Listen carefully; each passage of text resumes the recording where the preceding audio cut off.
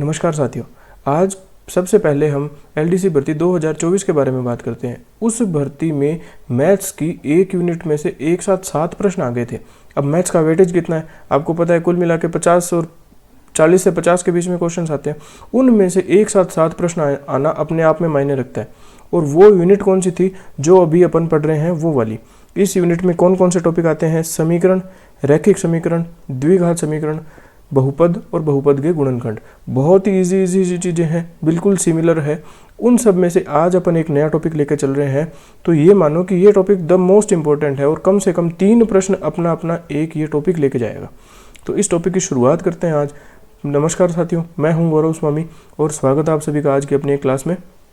पिछली क्लास में अपन ने मैथ्स के सिलेबस में यूनिट 2 में जो टॉपिक दिया हुआ है, 2 चरों वाले रैखिक समीकरण, उस टॉपिक को ख़त्म किया था। आज उसी दूसरी यूनिट में से अपन बहुपद का टॉपिक लेके चल रहे हैं। इसमें से 3 क्वेश्चंस गारंटीड अपने पेपर में आने वाले हैं और इस क्लास को अपन बिल्कुल बेसिक लेवल से शुरू करेंगे, एडवांस लेवल तक पढ़ेंगे। आज हम कोई क्वेश्चन नहीं करेंगे, केवल इसका एबैस हैदस समझेंगे। उसके बाद में आगे की 2 या 3 क्लासेस में अपन खूब प्रश्न करने वाले हैं। लास्ट क्लास में PYQs करेंगे और इस बार 4-5 PYQs नहीं, कम से कम 10-12 PYQ लेके चलेंगे और उनको हल करने की कोशिश करेंगे, जिससे अपने अंदर भी कॉन्फिडेंस आ जाए कि अपन ने जितना पढ़ा है वो मोर देन इनफ है। आपको इधर उधर जाने की बिल्कुल ज़रूरत नहीं है। जो अपन कर रहे हैं उसी को यदि आप ईमानदारी से कवर करते हो तो 40-45 प्रश्न आप भी करने का माजा रखते हो। तो चलिए शुरू करते हैं आज की क्लास को। आज की क्लास का नाम है बहुपद और मैं मेरी स्क्रीन को थोड़ा छोटा कर देते हैं और फिर अपन इस क्लास के बारे में बात करेंगे। आज का टॉपिक है बहुपद। बहुपद या पॉलिनोमियल्स, ये होते किस फॉर्म में हैं सबसे पहले वो देखते हैं।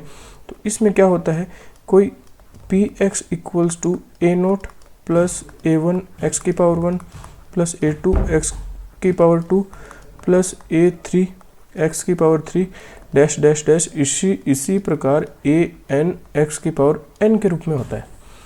लेकिन क्या इस समीकरण की शर्त क्या होती है? शर्त ये होती है कि यहाँ पर an है वो नॉट इक्वल टू 0 होना चाहिए। जब इतना सब कवर हो जाता है, an नॉट इक्वल टू 0 आ जाता है, तो इस समीकरण को बोलते क्या हैं? कई बार लैंग्वेज के रूप में प्रश्न आ जाता है। तो इस समीकरण को क्या बोलेंगे? अंतिम पद पे या फिर सबसे बड़ी घात वाले पद पे ध्यान देते हैं। इसको क्या बोलेंगे? x में n घात का बहुपद, इसे ये बोला जाएगा।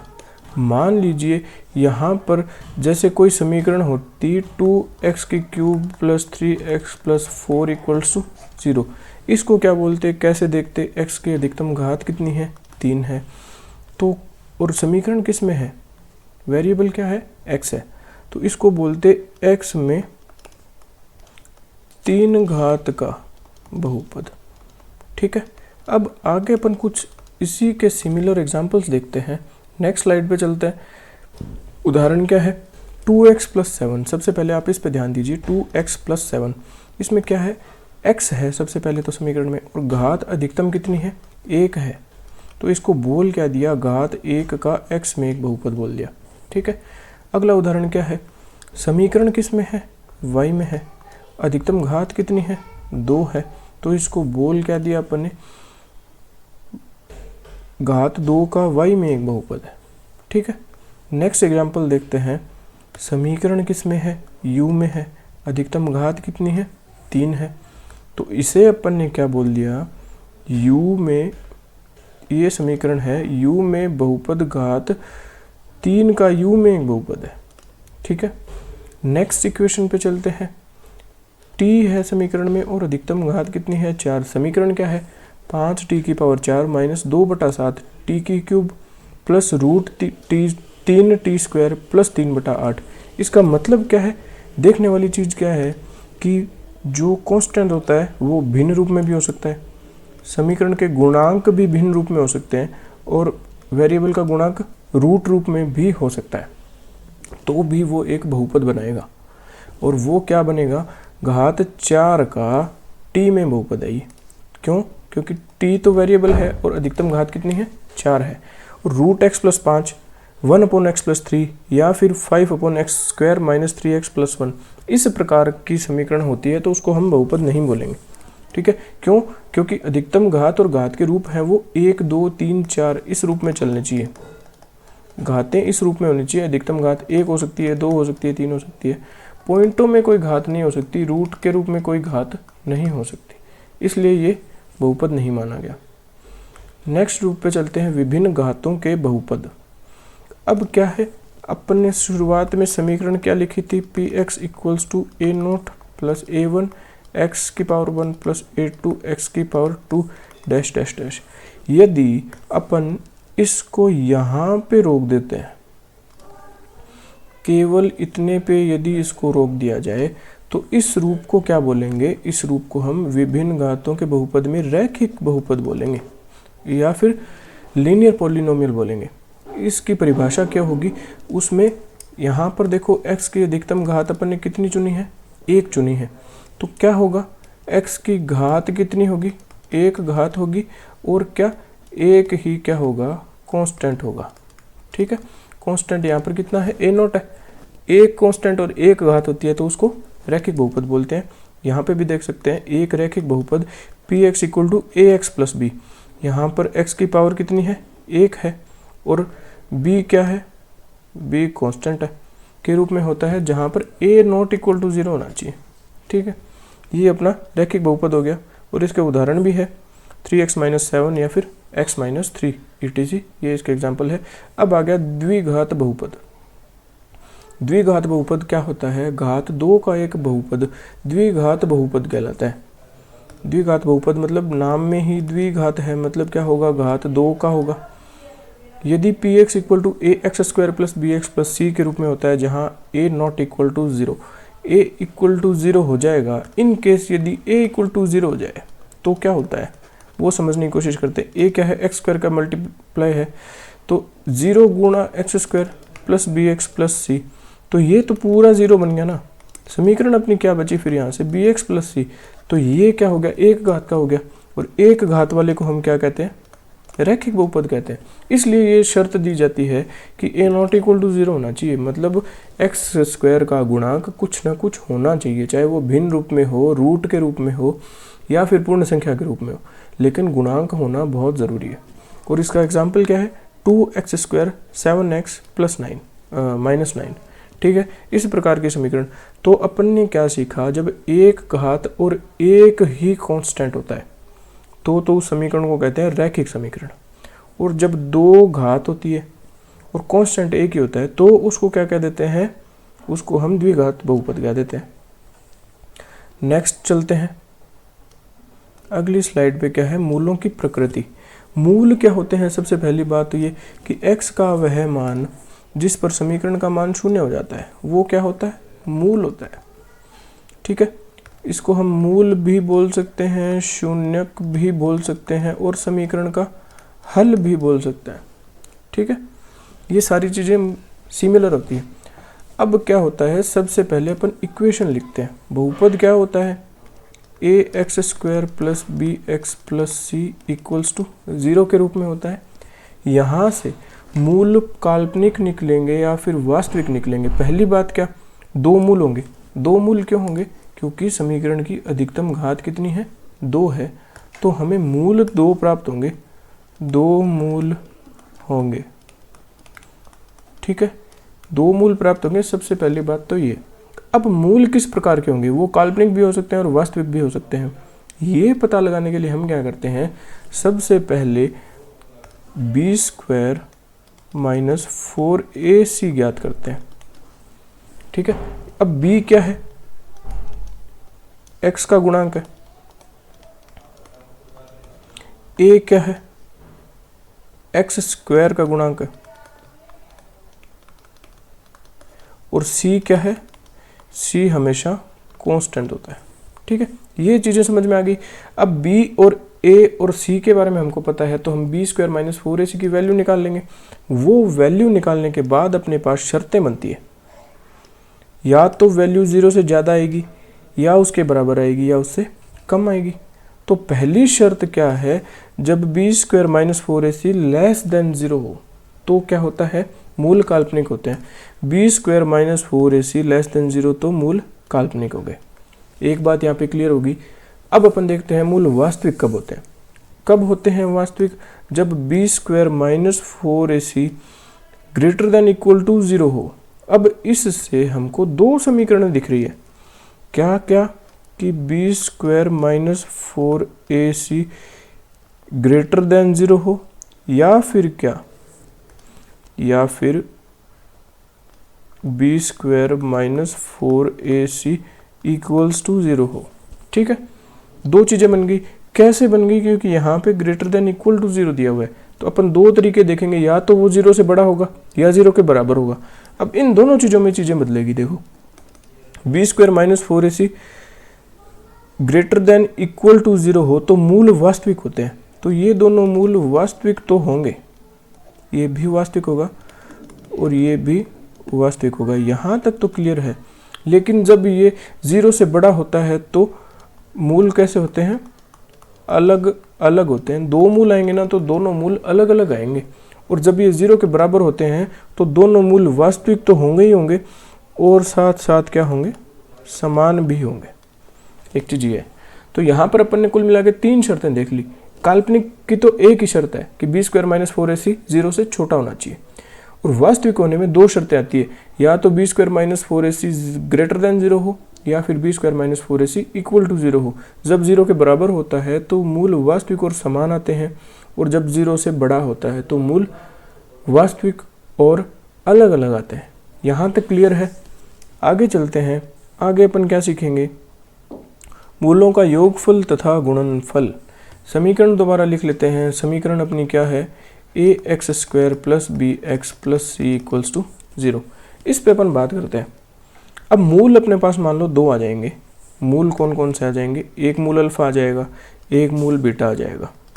अल्फा और बीटा ये मूल निकालने के लिए अपन को क्या करना पड़ेगा? अल्फा के लिए तो minus b plus root b square minus 4ac का रूट अपॉन 2a, और बीटा कैसे आएगा? Minus b minus root b square minus 4ac upon 2a। यहाँ से अपन को अल्फा और बीटा के दो फॉर्मूलाज पता चल गए। कौन कौन से? एक अल्फा होता है, एक बीटा होता है। अल्फा कैसे आता है? Minus b plus b square minus 4ac का रूट अपॉन 2a, और बीटा कैसे आता है? Minus b minus root b square minus 4ac upon 2a। ठीक है, यहाँ से अब अपन क्या करेंगे? जैसे एक अपने पास समीकरण थी, उसके दो मूल आ गए। अब मूलों का योगफल कैसे आएगा? Alpha plus beta equals to क्या होता है? माइनस बी अपॉन ए होता है। ये भी एक क्या है? फॉर्मूला है। ठीक है, alpha plus beta equal to minus b upon a, और यहाँ पर बी क्या है? बी क्या है? एक्स का गुणांक है, और ए क्या है? एक्स स्क्वायर का गुणांक है। ठीक है, यहाँ तक क्लियर है? Alpha plus beta equals to minus b upon a, और क्या है? मूलों का गुणनफल, मतलब क्या? अल्फा बीटा इक्वल्स टू क्या? सी अपॉन ए। तो अल्फा प्लस बीटा तो माइनस बी अपॉन ए था, और अल्फा बीटा क्या है? सी अपॉन ए है। यहाँ पर सी और ए क्या है? सी अपन ने पढ़ा है हमेशा कांस्टेंट होता है, और ए क्या होता है? एक्स स्क्वायर का गुणांक होता है ए। यहाँ से अपन मूल निकाल सकते हैं, मूलों का योगफल निकाल सकते हैं, और मूलों का गुणनफल निकाल सकते हैं। अब ये सारी चीज़ें अपने काम कहाँ आती है? काम आती है जब कि दो प्रकार के प्रश्न बनते हैं। या तो अपन को एक समीकरण दे दी, उसमें से अपन को पूछ लिया मूल ज्ञात कीजिए, मूलों की प्रकृति ज्ञात कीजिए, या फिर हमें मूल दे दे, उसके बाद अपन से समीकरण पूछ ले। जब रिवर्स क्वेश्चन किए जाते हैं तो ये चीज़ अपने काम आती है। वो कैसे आती है देखते हैं। यदि समीकरण ax square plus b x plus c है तो उसको कैसे लिखेंगे? इसके लिए अपना एक फॉर्मूला बनता है, एक्स स्क्वायर माइनस मूलों का योग गुणा x प्लस मूलों का गुणा बराबर 0। इस समीकरण में हम ये वैल्यूज पुट कर देंगे तो अपन इक्वेशन प्राप्त कर सकते हैं। यदि अपन को मूलों का योग दे दिया, गुणा दे दिया, तो अपन समीकरण निकाल सकते हैं। आगे अपन इसको सॉल्व भी करके देखेंगे, इस पे कई प्रश्न भी करेंगे। एक बार के लिए आप ये फॉर्मूला अपनी नोटबुक में नोट डाउन कर लीजिए। और क्या चीज़ बची है अपने पास? यदि एक मूल ax प्लस रूट बी रूप का हो, या फिर एक मूल इस रूप में आ जाए a प्लस रूट बी आ जाए। ठीक है, तो ऑब्वियसली सेकंड मूल क्या होगा, हमेशा उसका संयुग्मी रूप होगा। वो क्या होगा, a माइनस, ये एक बार हटा देते हैं अपन। यदि एक मूल अपने पास a प्लस रूट बी है तो दूसरा हमेशा a माइनस रूट बी होगा। ठीक है, एग्जाम्पल से देखते हैं। कोई मूल बता दिया अपन को कि 3 प्लस रूट 5 एक मूल है, तो इसका दूसरा मूल क्या होगा। दूसरा मूल हमेशा, जब ये रूट वाली राशि अपन को दी जाती है तो उसका संयुग्मी रूप हमेशा दूसरा मूल होगा। तो इसका दूसरा मूल क्या होगा, सेकंड, वो माइनस रूट 5 हो जाएगा। एग्जाम्पल के लिए अपन को दे दिया कि 3 प्लस रूट 8 पूछ लिया, तो इसका दूसरा मूल क्या होगा, 3 माइनस रूट 8 होगा। ये चीज भी अपन को ध्यान में रखनी है। क्वेश्चन पुटअप हो सकते हैं। एक क्वेश्चन देखते हैं इसी चीज पे। द्विघात समीकरण ज्ञात कीजिए जिसका एक मूल इतना है। अब एक मूल तो अपन को ये दे दिया, अल्फा इक्वल्स टू क्या, 3 प्लस रूट 3 दे दिया। अब दूसरा मूल अपन को पता है कि इसका संयुग्मी रूप ही होगा बेटा। केवल एक ये दे देते तो अपन इस प्रश्न को सॉल्व नहीं कर पाते, क्योंकि इक्वेशन ज्ञात करने के लिए हमको मूलों का योग और मूलों का गुणनफल पता होना चाहिए, और योग और गुणनफल पता करने के लिए हमको कम से कम 2 मूल तो पता होने चाहिए। ये एक मूल से अपन कुछ नहीं कर सकते, लेकिन अब अपन को पता है कि इसका संयुग्मी रूप ही दूसरा रूट होगा, तो ये इसका दूसरा रूट हो गया 3 माइनस रूट 3। अब अपन को 2 चीजें निकालनी है, क्या, योग करेंगे तो क्या, 3 प्लस रूट 3, और ये दूसरा क्या है, 3 माइनस रूट 3। ठीक है, प्लस रूट 3 और माइनस रूट 3 कैंसिल हो जाएंगे, और योग कितना आ जाएगा, 6 आ जाएगा। अब आगे क्या करेंगे अपन, गुणनफल भी निकालेंगे। वो कैसे आएगा, 3 प्लस रूट 3 और 3 माइनस रूट 3। अब a प्लस बी और a माइनस बी की फॉर्म में कुछ चीज होती है, तो उसका हल क्या होता है, a प्लस बी और a माइनस बी का गुणा होता है a square minus b square. a square का मतलब क्या, 3 का स्क्वायर, और माइनस क्या है, रूट 3 का स्क्वायर। तो ये 9 आ जाएगा, ये 3 आ जाएगा, तो यहाँ भी कितना आ जाएगा, अंत में 6 आ जाएगा। अब अपन को पता चल गया कि योग और गुणा का मान 6 है। तो इतना पता चलने के बाद में अपन को पता है कि समीकरण कैसे होती है, एक्स स्क्वायर माइनस क्या, मूलों का योग x प्लस मूलों का गुणा बराबर 0। इससे अपनी समीकरण आती है। यहाँ पर वैल्यू पुट करेंगे तो क्या होगा, एक्स स्क्वायर माइनस मूलों का योग कितना है, 6x प्लस मूलों का गुणा कितना है, 6 बराबर 0। ये अपनी समीकरण आ गई।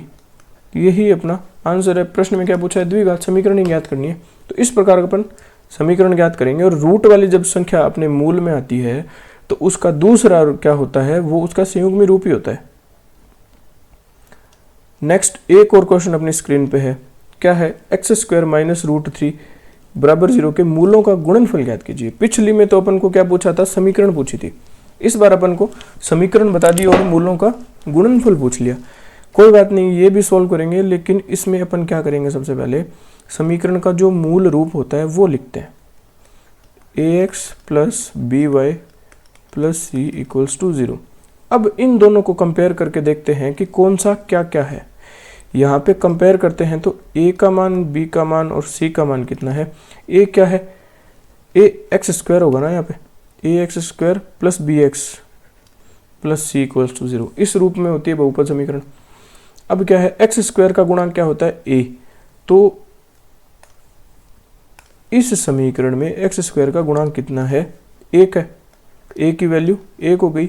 b का मान कितना है, 0 है, क्योंकि x है ही नहीं, तो b 0 रहा होगा, उसका 0 x से मल्टीप्लाई हुआ होगा, तो वो 0 बन गया। c क्या है, माइनस का रूट 3 है। ठीक है, इस प्रकार से अपन को वैल्यूज पता चल गई। अब अपन को पता है क्या, गुणनफल, मूलों का गुणा क्या होता है, c अपॉन a होता है। c अपॉन a में वैल्यू पुट करेंगे तो c कितना है, माइनस का क्या √3/a क्या है 1, तो आंसर कितना आ गया माइनस का √3। ठीक है, तो यही अप्रोच रहेगी। इसी प्रकार के अपन प्रश्न आगे करेंगे। ये एक बार हैबिचुअल होने के लिए छोटे छोटे एग्जाम्पल देख रहे हैं अपन। आगे चलते हैं। नेक्स्ट स्लाइड क्या है, बहुपद के शून्यक। तो अपन ने जब मूल निकाले थे तभी शून्यक की बात करी थी कि किसी भी, जैसे अपन शुरुआत में अपन ने बहुपद लिखना सीखा था, कैसे लिखते हैं, px = a0 + a1 x⁻1 + a2 x⁻2 + dash dash dash an x⁻n। यहीं यदि हम x को 0 के बराबर कर देते हैं और तो p0 का मान निकालते हैं, उससे ही अपन को शून्यक प्राप्त होता है। ये कोई बड़ी चीज़ नहीं है, जो जैसे अपन इस पे प्रश्न अटेम्प्ट करेंगे तब अपन देखेंगे ये चीज़ें। और शून्यक का तो चलो ठीक है, लेकिन क्या अपन ने एक चीज़ यहाँ पे मिस करी है। अपन ने द्विघात समीकरण का तो देख लिया कि अल्फा बीटा कैसे होते हैं, उनका गुणनफल क्या होता है और उसका योग और मूलों का गुणा कैसे निकालते हैं। लेकिन जब अपन को ये ही चीज़ें 3 घात के रूप में मिल जाए तो अपन उसको सोल्व कैसे करेंगे, अप्रोच क्या रहेगी, वो देखते हैं। कि जब अल्फा एक समीकरण मान लो अपन को मिल जाए ax³ + bx² + cx + d = 0 हो, एक घात बढ़ गई x की। ये क्या है, x में 3 घात की बहुपद समीकरण है। ठीक है, इसमें यदि अपन को अल्फा निकालना हो तो अब पहली बात, अधिकतम घात कितनी है, इसमें घात कितनी है, 3 है, तो हल कितने होंगे या फिर मूल कितने होंगे, जितनी घात उतने ही हल होते हैं, तो 3 मूल होंगे। 3 मूल यदि हम लिख लें अल्फा बीटा और गामा, मूल कौन कौन से होंगे, अल्फा बीटा और गामा होंगे। ठीक है, अब यहाँ से अपन को देखना है कि उसमें केवल योग और गुणनफल देखते थे, तो यहाँ अपन सबसे पहले योग देखते हैं। अल्फा + बीटा + गामा कैसे आएगा, उसमें क्या था, x² माइनस कुछ कुछ था। यहाँ पर अपने क्या करेंगे, योग के लिए -b/a, वही फॉर्मूला, उसमें जैसे मूलों का योग था -b/a, इसमें भी मूलों का योग है -b/a। अब क्या है, 2 को गुणा करके योग आता है, alpha beta + beta gamma + alpha gamma.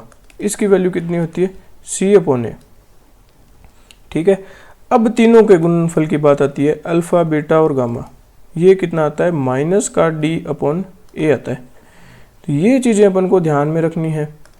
क्या क्या फॉर्मूलाज देखे अपन ने, मूलों का योग देख लिया -b/a, 2 का गुणा करके योग देख लिया, alpha beta + beta gamma + gamma alpha = क्या होता है, c/a, और तीनों का गुणनफल क्या होता है, -d/a।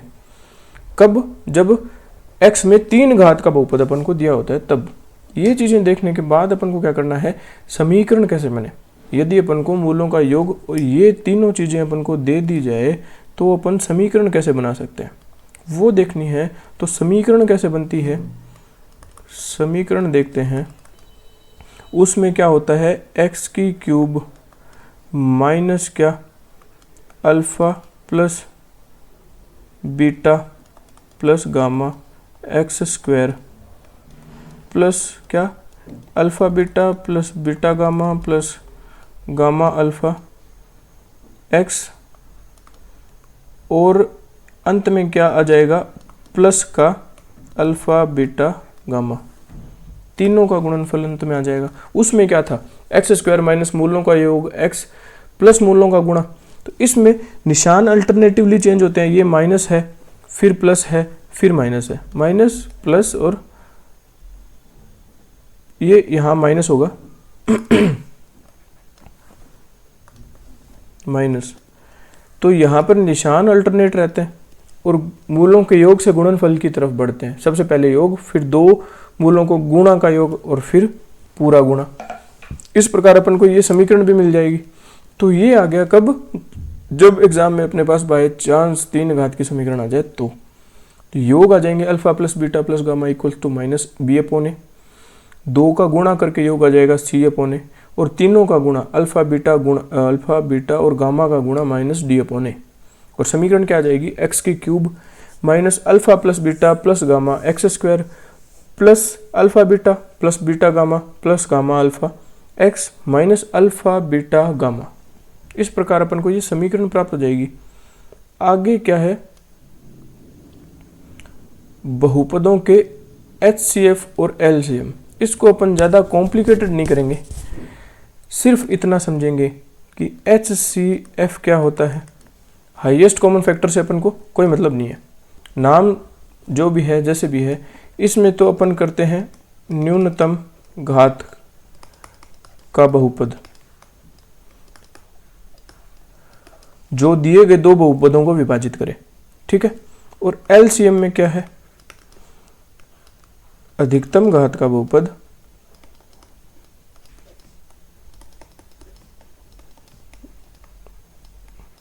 जो दिए गए दो बहुपदों को विभाजित करे। सिर्फ इतनी बात है, और बाकी थोड़ा सा कंफ्यूजन क्रिएट करता है इनके नाम, और वो अपन उस चीज पे जा ही नहीं रहे। केवल क्या है, HCF तो वो होगा जो अपन को जैसे PX और QX दो बहुपद दे दिए जाएंगे, उन दोनों को बहुपदों को विभाजित करने वाला बहुपद होगा। सबसे पहली बात तो ये, इन दोनों को एक साथ विभाजित करेगा और क्या करेगा, सबसे कम घात का होगा वो, ठीक है। और LCM में क्या होगा, सबसे अधिक घात का लेंगे। फॉर एग्जाम्पल अपन इसके उदाहरण करते हैं कुछ, जैसे यहां पर लिख लेते हैं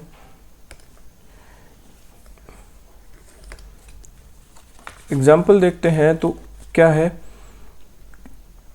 x प्लस 3 की स्क्वायर x माइनस 2 की स्क्वायर, एक तो ये है, और दूसरा है x minus 1 x plus 3 x minus 2 की स्क्वायर। और अपन को क्या निकालना है, HCF निकालना है, हाईएस्ट कॉमन फैक्टर। HCF में अपन ने क्या लिखा है ऊपर, न्यूनतम घात का बहुपद, न्यूनतम घात का निकालना है ना, तो वो क्या आ जाएगा, HCF काउंट करेंगे तो कैसे आएगा, देखो x प्लस 3 की घात यहाँ कितनी है, 2 है, यहाँ कितनी है, 1 है, तो दोनों में x प्लस 3 की घात होनी चाहिए। तो कम घात कौन सी है, न्यूनतम घात का चयन करना है, तो x प्लस 3। अगला क्या है, x माइनस 2 और x माइनस 2 की घात, यहाँ 2 है और यहाँ 3 है, तो अपन कौन सा चयन कर लेंगे, x माइनस 2 की घात 2 का, तो x माइनस 2 की घात 2 ले लिया। अब क्या बचा, देखो दोनों में x माइनस 1 बचा है और यहाँ पर नहीं है, तो नहीं है तो अपन क्या मान सकते हैं, x माइनस 1 की घात 0। क्यों, किसी भी चीज की घात 0 होती है तो वो 1 बन जाता है। तो यहाँ पर अपन ने 0 मान लिया, यहाँ पर एक घात है, तो कम घात वाला चयन करना है, तो किसका करेंगे, इसका करेंगे, इसका करेंगे। इसका मतलब क्या, x माइनस 1 की घात 0 ले ली, x प्लस 3 x माइनस 2 की स्क्वायर, और 0 का मतलब एक ही होता है तो वो हट जाएगा। तो कहने का मतलब है कि जब दोनों बहुपदों में एक चीज नहीं होती तो उसको हटा देते हैं HCF में। HCF में अपन ने क्या हटाया, x माइनस 1 हटाया, क्यों, क्योंकि वो इसमें नहीं था, केवल इसी में था।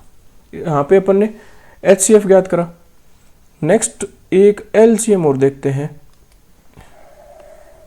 LCM का उदाहरण देखते हैं।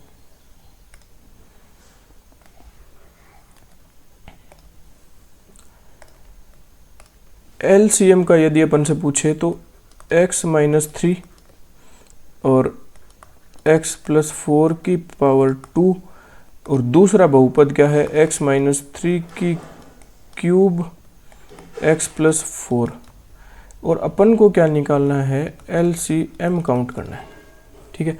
अब LCM काउंट करने की प्रोसेस क्या रहेगी, देखो LCM में क्या है, अपन ने पढ़ा था कि सबसे अधिक घात का लेते हैं, तो अधिक घात x माइनस 3 और x माइनस 3, सबसे ज़्यादा घात किसकी है, 3 है, तो वो ले ली x माइनस 3 की घात 3। x माइनस 4 और 4 में घात ज़्यादा किसकी है, इसकी है, तो वो घात ले ली x प्लस 4 की घात 2। ये अपना आंसर हो जाएगा, ठीक है। तो इस प्रकार अपन ने क्या देख लिए, घातें देख ली और बहुपद निकालने देख लिए, और इससे जुड़े प्रश्न अपन आगे भी करते रहेंगे। नेक्स्ट क्या है, एक अपना फॉर्मूला बचता है, ये बहुपद अपने वैसे बहुत काम आते हैं, दो जैसे बहुपद दे दिए पी एक्स और क्यू एक्स। पी एक्स और क्यू एक्स का मल्टीप्लिकेशन क्या होता है? दो बहुपदों का गुणा होता है, उनके एलसीएम और एचसीएफ का गुणा। P x multiply by q x equals to LCM multiply by HCF. HCF multiply by LCM, बहुपदों का गुणनफल, बहुपदों का गुणा बराबर एलसीएम बराबर एलसीएम गुणा एचसीएफ। ठीक है, ये अपने फॉर्मूलाज हो गए। अब एंड में अपने पास क्या बचता है? गुणनखंडों के सूत्र बचते हैं। कुछ एक ऐसे फॉर्मूलाज हैं जो प्रॉपर्टीज हैं और आगे क्वेश्चंस में काम आनी है अपने। और अपन ने जैसे कई चीज़ें देखी थी, कौन कौन से फॉर्मूलाज देखे थे? x प्लस वाई की whole square, x minus y की होल स्क्वायर और x square minus y square. ये चीज़ें सबको पता होती है। वैल्यूज़ क्या क्या होती है इसकी? X square plus y square minus plus 2xy होता है। ये क्या होता है? X square plus y square minus 2xy हो जाता है। और ये क्या होता है? x प्लस वाई और x माइनस वाई।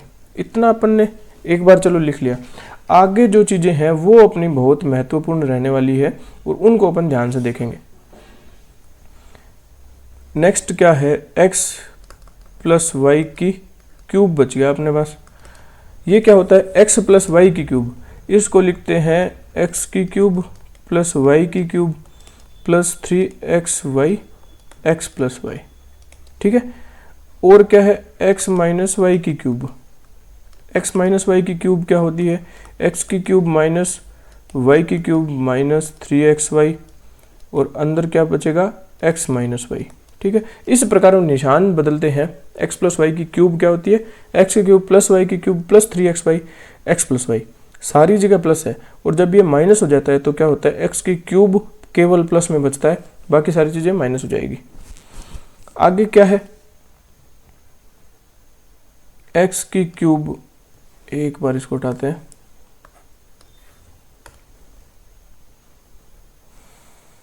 x की क्यूब प्लस वाई की क्यूब, इसका मान कितना होता है? x की क्यूब प्लस वाई की क्यूब, सबसे पहली बात x प्लस वाई से भाज्य होगी, ये रख दिया।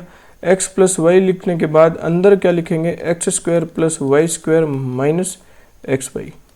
ठीक है, और क्या बचा अपने पास? एक्स की क्यूब माइनस वाई की क्यूब बराबर क्या? X minus y, x minus y और x square plus y square plus x plus y, x plus y. ठीक है,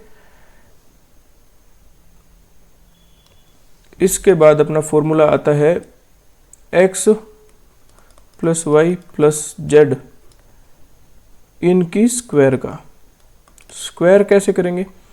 एक्स स्क्वायर प्लस वाई की स्क्वायर प्लस जेड की square plus 2xy plus y z plus x z. ठीक है, ये तो इनके प्लस वाले हो गए। और एक अलग से अपने पास बचता है क्या? x की क्यूब प्लस वाई की क्यूब प्लस जेड की क्यूब माइनस 3xyz बराबर क्या आ जाएगा? x plus y plus z और अंदर क्या बचेगा? X square plus y square plus z square और minus x y minus y z minus x z. ठीक है, ये एक फॉर्मूला हो गया। आगे इतने फॉर्मूला अपने मोर देन इनफ है और यदि ज़रूरत पड़ी तो अपन इनको आगे और भी निकालते रहेंगे। जैसे जैसे आवश्यकता होगी वैसे वैसे अपन देखेंगे। अभी के लिए आप इतने फॉर्मूलाज दोबारा रिपीट करो, इनको लिख के देखो और थोड़ा इनसे हैबिचुअल हो जाओ। इसके बाद में अपन कल की क्लास में इसके प्रश्नों पे आएंगे और क्वेश्चन नंबर 1 से शुरू करेंगे और लास्ट वाले में PYQs लेके अपन इस टॉपिक को ख़त्म करेंगे। तब तक के लिए शुक्रिया, धन्यवाद, बाय बाय।